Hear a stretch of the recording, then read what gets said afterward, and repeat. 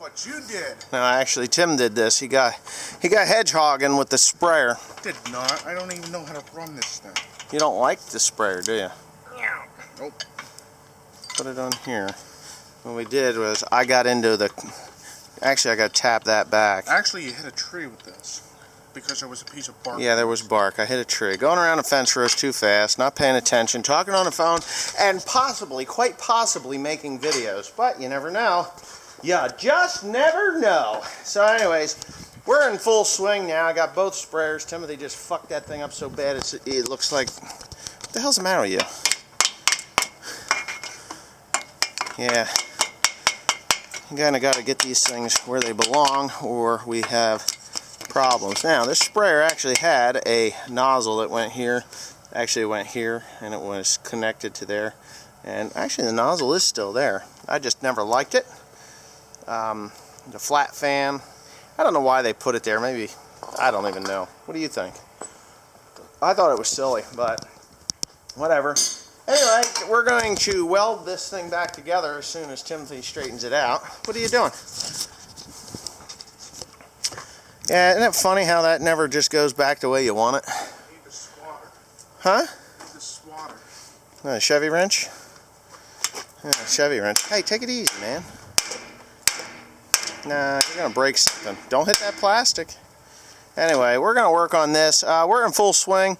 I got another tank of nitan coming in here. That is tank number 6 so far. So we're about halfway done with what we need to get done. That's tanker number 6. He's coming back with another one yet today, so we really have to be working. That'd be tank number 7. I think I ran through 11 tankfuls last year. Yeah, I believe it was 11 tankfuls. So anyway, I'll fill this thing up here in a few minutes when I'm done welding that horse shit back together. Right, Tim? Yeah. Timoteo, what did you do? That lid came off. Tim.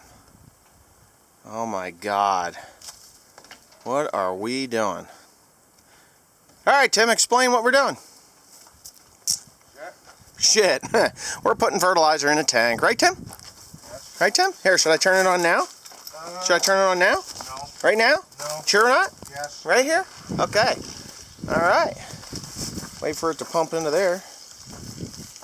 What do you got, it backwards? No. Go ahead, fire it up. Fire it up, boy! Oh, you got the little one? I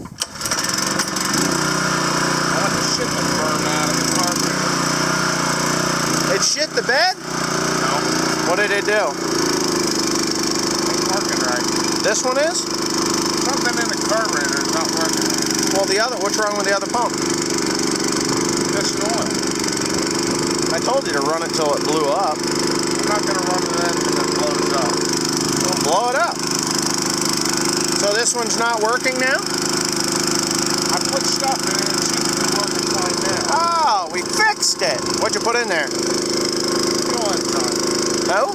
Fuel enzyme. Oh, fuel enzyme. You think you got algae in there? Alright, well, as long as it's working, I don't care. So anyway, yeah, we're just going to fill this bad boy up. It takes 1,100 gallons. I've received 2 loads of nitrogen today, and he's going to be on his way back here pretty soon, so I have to get rid of... Yeah, parked up there waiting for numbers. You got to get numbers when you pull out of the tanks down there. He'll be back here in probably 2.5 to 3 hours once he gets a number to get me another load, which would be great. And then I'll be good probably through the weekend. Unless we get a bunch of rain, then I'll be good for the couple weeks. But anyway, all right, well, there it is. Copper sulfate and nitrogen. All right. Yeah, we're recording. Now you can see behind me, I got the Hardy Navigator behind me. And I'm actually running the boom all the way up because you get into these hilly fields and it'll want to gouge into the ground when you go over ruts and stuff. Not ruts, but swales. We call them swales or terraces out here. They're erosion diversions or water diversions that I have. Now, this here was planted last spring, and boy, I'll tell you, I couldn't be more pleased with the way the place looks. It just looks really, really good. To me it does, anyway. And I got those fucking geese over there, excuse my language, but I've had about enough of those dirty, rotten bastards. It doesn't matter what you plant here, they will eat it.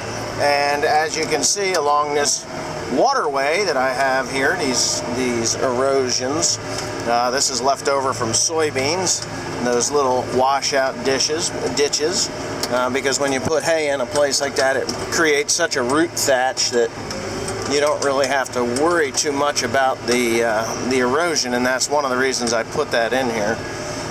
Yeah, so, but those dirty, rotten things, they're just awful. They eat everything, and they'll eat it right down to the ground, just like they're doing right here, right now.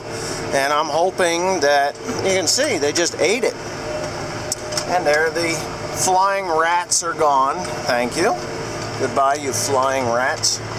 I actually had Tim plant grass into this last year, and wouldn't you know it, they ate it as it came up. And you can see it down there, and it will take off. But those dirty, rotten bastards, what's going to happen to them is this nitrogen, or this nitan that I'm putting down, will actually burn their little webbed feet, and they won't want to come out on this for a while. So that's a plus as to what I'm putting down. Just try to keep those dirty sons of bitches out of my fields till it gets an established root mass going on. Yeah, and this is straight K31, if I've got it. Yeah, straight K31. That's what's here. But you can see where they just wallered their way down in there, and they just eat it. But you get away from the waterways where the damn things are so prevalent, I should say, prevalent. And, you know, it's okay. It ain't great, but it's okay. So, now it's good. You know, look how nice that is. And it would all look like that if it wasn't for the geese. Because those geese will just destroy everything. If I put corn in here, and believe me, I've planted corn in this field, and I've had successful corn in this field, and I've had absolute failure corn in this field because of the Canada goose. And I hate Canada geese. They suck. You know, at one point they claimed that they were on the endangered species list. Well, that's bullshit. They say they were about hunted out, which, again, I still feel is bullshit. I'm just trying to straighten my field out. I'm turning off sections so that I don't have overlap. You can see where my foam is and where that section is actually working. I can do all that from the cab, as you know, some of you non-farm folks are learning right now as we speak. And these are my what do I got going on there?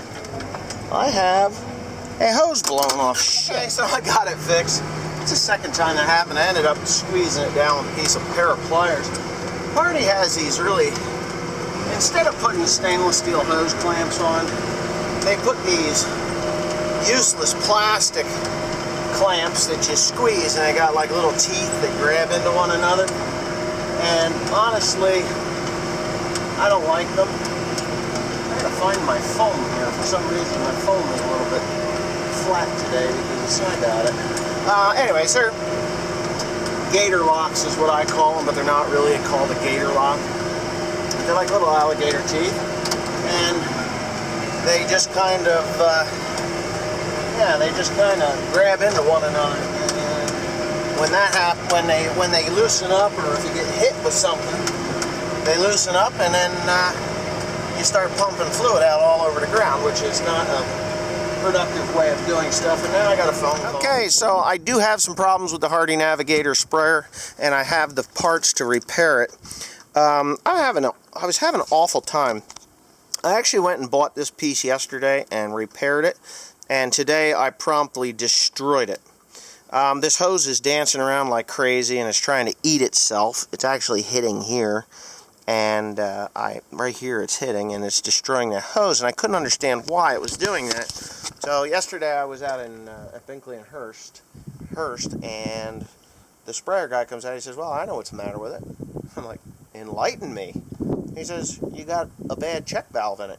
He says that thing should just pressure up and stay stiff. He says it shouldn't go like this, like it is. I mean, the thing is flailing like a floppy cock. You think?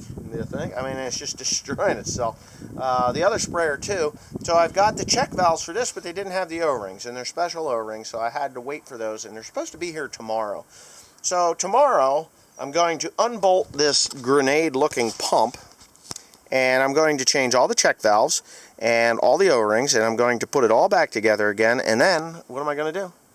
Go back to work, right? No. Oh, yeah, you. Anyway, so that was today's ordeal. I did actually end up only spraying a couple thousand gallons of nitrogen out, and but I got it done, and it's time to go home and eat, right? Yes. Okay, and yeah, that's it. And I'm going to show them, well, this will be another video, right? We've got enough on this video. So anyways, thanks for watching. Please comment, rate, and subscribe for Tim Pandy on YouTube. He just loves it, right? You love YouTube? Yeah. Well, he doesn't upload often enough. But anyways. I don't. Shut up. What? I don't upload because the fucking internet's out. You hear his mouth? I wonder where he gets that from. God, you can't teach these kids anything.